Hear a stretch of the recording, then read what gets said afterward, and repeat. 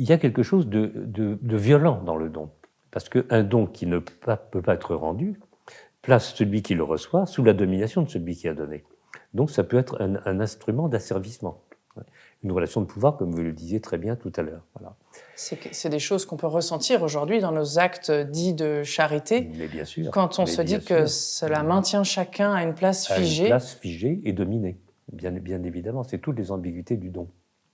Ça me parle parce qu'aux petites cantines, on a...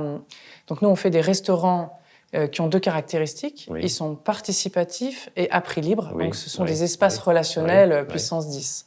Et on a rédigé ensemble une charte qui définit ce qu'on est et du coup, par défaut, ce qu'on n'est pas.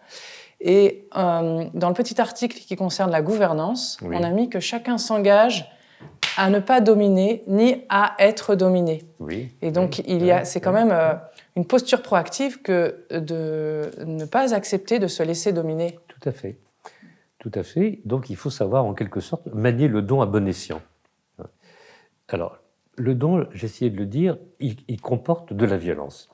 Et d'ailleurs, dans un petit article que Mauss écrit en même temps que l'essai sur le don, qui s'appelle Gift, il note que dans les langues germaniques anciennes, c'est le même nom qui désigne le don et le poison.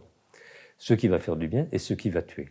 Et ce n'est pas seulement dans les langues germaniques, gift on le voit bien en anglais, c'est également dans le grec ancien.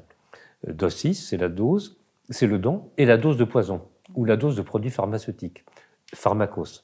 Pharmacie, c'est pareil. En fait, tout ce vocabulaire de la médecine et du remède montre que ce qui est un remède d'un côté peut tuer de l'autre. C'est une question de dosage.